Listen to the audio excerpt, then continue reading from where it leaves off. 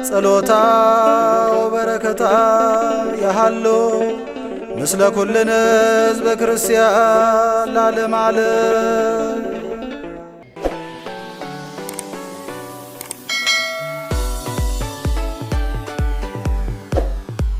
የዳግም ምጽአት ዕለት የሚታሰቡበት ቀናት። እነዚህ ቀናቶች እነማን ናቸው? እግዚአብሔር ሆይ የአባቶቻችንን ሐዘን ተመልከት፣ እንደ ይቅርታህም ብዛት ማረን፣ ይቅር በለን፣ አድነን። ለቅድስት ቤተ ክርስቲያናችን ሰላምን፣ አንድነትን፣ ፍቅርን ስጠን። ሁላችንም በያለንበት በጸሎት እንትጋ። ልዑል እግዚአብሔር ሀገራችንን፣ ቅድስት ቤተ ክርስቲያናችንን ከክፉ ነገሩ ሊጠብቅልን። ሰላም ጤና ይስጥልን። ውድ የቻናላችን ተከታታዮች እንደምን ቆያችሁን? እንኳን ለሰሙነ ሕማማት በሰላም አደረሳችሁ። ክርስቲያኖች የክርስቶስን ውለታ እያሰቡ እጅግ የሚያዝኑበት፣ የሚያለቅሱበት፣ የሚሰግዱበት፣ ቤት ንብረታቸውን ትተው ከሌላው ቀናት ጊዜያት በተለየ መልኩ ቤተ ክርስቲያናቸውን የሚማጸኑበት፣ ጠዋት ማታ ደጅ የሚጠኑበት፣ ኀጢአታቸውን በቤተ ክርስቲያን አደባባይ ለካህኑ የሚናዘዙበት በዓመት አንድ ጊዜ ብቻ የሚገኝ ሳምንት ነው። በዚህ ሳምንት በመራብ በመጠማት በመውጣት በመውረድ በመስገድ በመጸለይ በመጾም በየሰዓቱ የጌታችን የኢየሱስ ክርስቶስን ጽዋዕተ መከራዎች በማሰብ አብዝቶ ይሰገዳል። መከራውን፣ ሕማሙን፣ ድካሙን የሚያስታውሱ ከቅዱሳት መጻሕፍት ኢሳይያስ፣ ኤርምያስ፣ መዝሙረ ዳዊት፣ ግብረ ሕማማት ወዘተ በየሰዓቱ ይነበባል። መስቀል መሳለም የለም። ካህናትም እግዚአብሔር ይፍታህ አይሉም። የሳምንቱ ሥርዓተ ፍታት አይደረግም።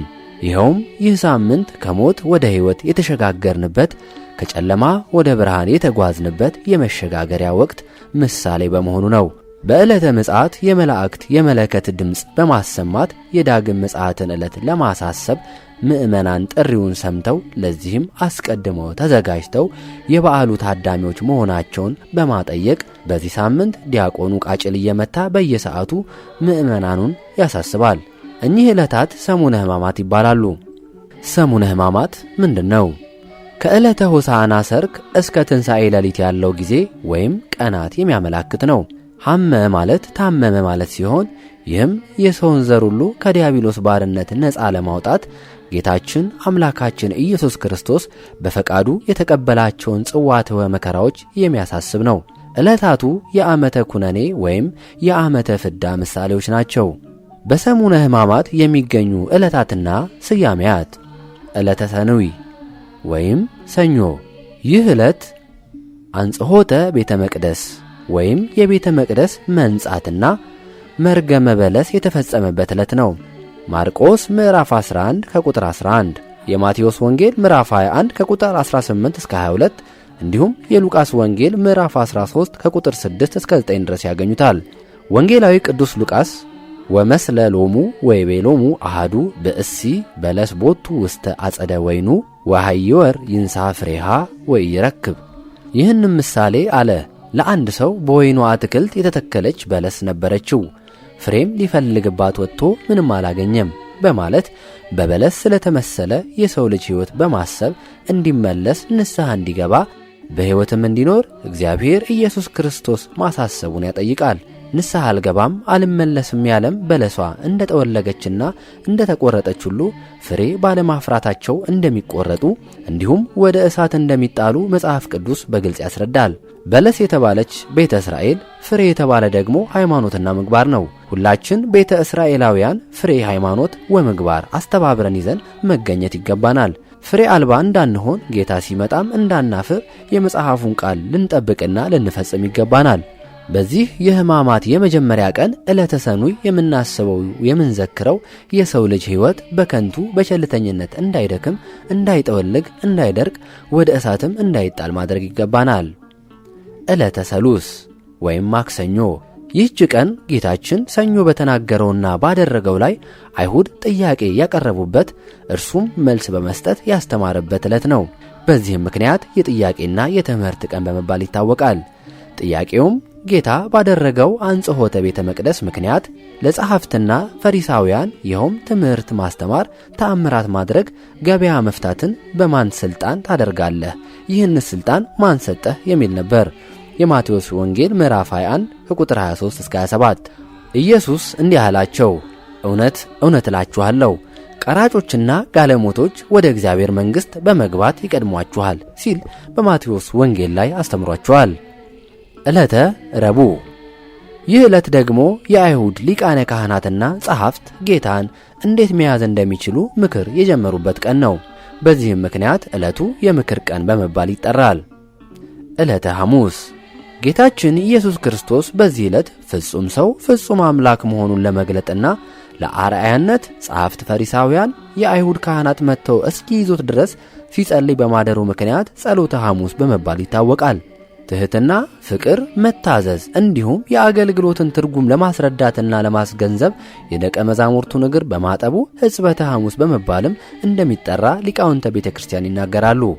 ሐዋርያው ቅዱስ ዮሐንስም እግራቸውንም አጥቦ ልብሱንም አንስቶ ዳግመኛም ተቀመጠ፣ እንዲህም አላቸው፣ ያደረግሁላችሁን ታስተውላላችሁን? እንግዲህ እኔ ጌታና መምህር ስሆን እግራችሁን ካጠቡ እናንተ ደግሞ እርስ በርሳችሁ ትተጣጠቡ ዘንድ ይገባችኋል ሲል ተናግሯል። ይህ ስለ እናንተ በመስቀል ላይ የሚቆረሰው ሥጋዬ ነው፣ እንካችሁ ብሉ። ይህ ስለ እናንተ የሚፈሰው ደሜ ነው፣ ከእርሱ ጠጡ በማለት ሚስጥረ ቁርባንን የመሠረተበት ወይም ራሱ ሚስጥረ ቁርባንን የጀመረበት ቀን በመሆኑ የሚስጥር ቀን ተብሎ ይጠራል።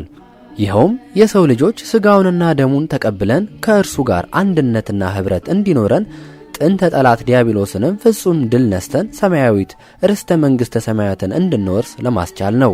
አይሁድ ጌታችንን ለመያዝ በእነርሱ ጥበብና ፍላጎት ቀስ ብለው መጥተው የያዙበትን ቀን ስለሆነ በዚህ ዕለት በለሆሳስ ብዙ የድምፅ ጩኸት ሳይሰማ የቅዳሴ ሥርዓት ይፈጸማል። ስለሆነም መላው ሕዝበ ክርስቲያን በዚህ የሕጽበት የሚስጥር የጸሎት ቀን በተባለው በዚህ ዕለት በንስሐ ታጥበው ሥጋ ወደሙ እንዲቀበሉ ቤተ ክርስቲያን በአጽንኦት ታስተምራለች። ዕለተ ዓርብ። ሐዋርያው ቅዱስ ጳውሎስ አውቀውስ ቢሆን የክብርን ጌታን ባልሰቀሉት እንዳለ ይህ ዕለት የአይሁድ ካህናት ያለ በደል ያለ ጥፋት ንጽሕና ጻድቅ የሆነውን ጌታ የሰቀሉበት ዕለት ነው። ዕለቱም ጌታችን መድኃኒታችን ኢየሱስ ክርስቶስ የዓለም ሁሉ መድኃኒት ለአዳምና ለልጆቹ ሲል በመልዕልተ መስቀል በቀራንዮ አደባባይ ተሰቅሎ መዋሉን የምናስብበት ታላቅ ቀን ነው። በዚያን ጊዜ አሳልፎ የሰጠው ይሁዳ እንደተፈረደበት አይቶ ተጸጸተ። 30ውንም ብር ለካህናት አለቆችና ለሽማግሎች መልሶ ንጹሕ ደም አሳልፌ በመስጠቴ በድያለሁ አለ።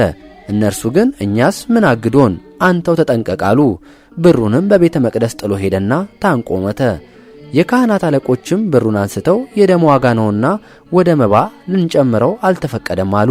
ተማክረውም የሸክላ ሰሪ መሬት ለእንግዶች መቃብር ገዙበት። ስለዚያ ያ መሬት እስከ ዛሬ ድረስ የደም መሬት ተባለ። የሰው ልጆች በዘር ኃጢአት ወይም ቁራኝነት ይኖሩበት የነበረው የጨለማ ሕይወት ያከተመበት ፍጹም ድህነት ያገኙባት ታላቅ ዕለት ናት። ክርስቲያኖች ሁል ጊዜ ዕለተ ዓርብ ሲመጣ ሕማሙን፣ ስቅለቱን፣ ሞቱን የሚያስቡበት ጊዜ ነው። በሮማውያን ሕግና ሥርዓት መስቀል የወንጀለኞች መቅጫ ምልክት፣ የሕይወት መቀጫ አርማ ሆኖ ሳለ ለእኛ የዲያብሎስ ድል መንሻ ስላደረገው በስቅለቱና በሞቱም ሕይወትን ስላስገኘ በዚህም ምክንያት መልካሙ ዓርብ በመባል እንደሚታወቅ የቤተ ክርስቲያን አባቶች ያትታሉ። ቀዳሜ ስዑር ወይም ዕለተ ቅዳሜ እግዚአብሔር የሚታዩትንና የማይታዩትን በእግር የሚሄዱትንና በክንፍ የሚበሩትን በባህር የሚዋኙትን እንስሳትን በመጨረሻም ሰውን በአርአያውና በአምሳሉ ፈጥሮ ያረፈበት ዕለት ናት። ይህች የመጀመሪያዋ ቅዳሜ ለእግዚአብሔር የዕረፍት ዕለት ናት። እግዚአብሔር ስነ ፍጥረትን ፈጥሮ ስላረፈባት ሰንበተ አባይ ወይም ታላቋ ሰንበት ትባላለች። ታላቋን ሰንበት እስራኤላውያን እንዲያከብሯት ታዘዋል። በዘፍጥረት ምዕራፍ 1 ከቁጥር 3።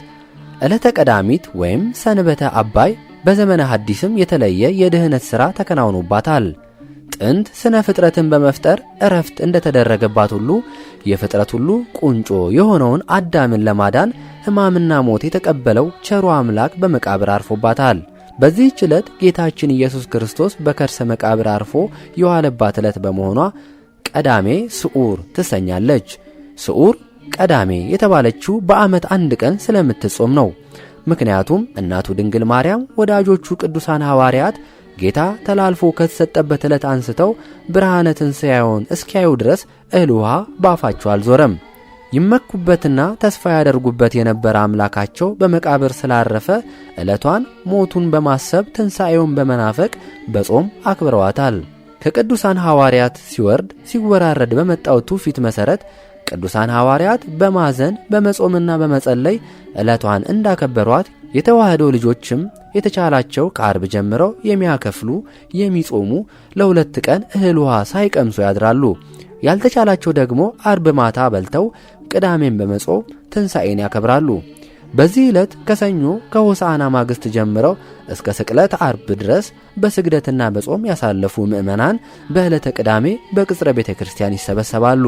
የጠዋቱ ጸሎት ሲፈጸም ካህናቱ ገብረ ሰላም በመስቀሉ ሰላምን መሰረተ የምስራች እያሉ በቤተ ክርስቲያን ለተሰበሰቡ ምእመናን ቄጠማ ይታደላል።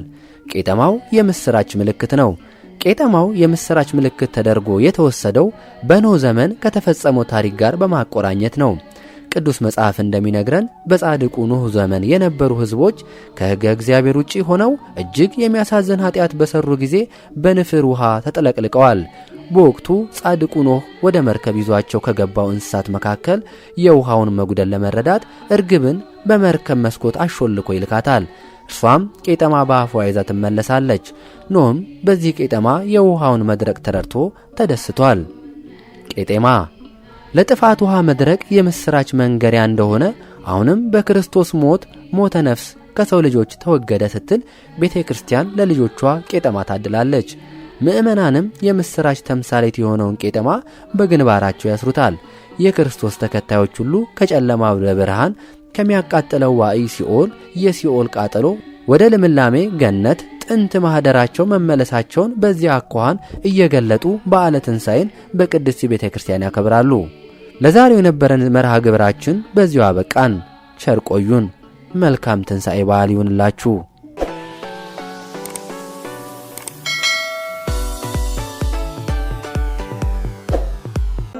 ጸሎታ ወበረከታ ያሃሎ ምስለ ኩልነ ሕዝበ ክርስቲያን ለዓለመ ዓለም